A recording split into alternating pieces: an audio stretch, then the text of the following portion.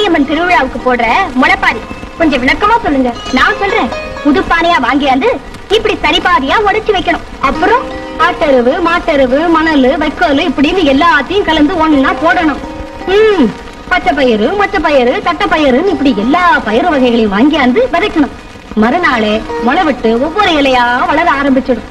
7 நாளைக்குள்ள இவ்வளவு உயரம் வளருமா? அது எப்படிமா? அதாமா மாரியாத்தா மகிமை. இதுல முக்கியமான விஷயம் என்னன்னா, இந்த பானைகள்லாம் இருட்டு வீட்டுக்குள்ளதான் இருக்கணும். ஆம்பளைங்க யாரும் பார்க்க கூடாது. ஆம்பளைங்க பார்க்க கூடாதா? ஆமாமா. 7ஆம் நாள் பெண்கள்லாம் சாமி கும்பிட்டுட்டு வீட்டை விட்டு வெளியே வரும்போதுதான் ஆம்பளைங்க பாக்க. ஆத்தா மேல பாரத்தை போட்டுட்டு முளைப்பாரியை தூக்குங்க.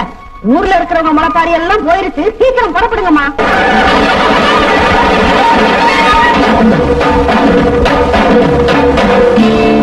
அள்ளி கொடுக்கும் நல்ல மனசு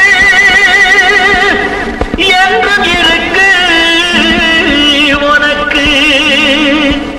அம்மன் துணைதான் காத்திருக்கு. வாரி கொடு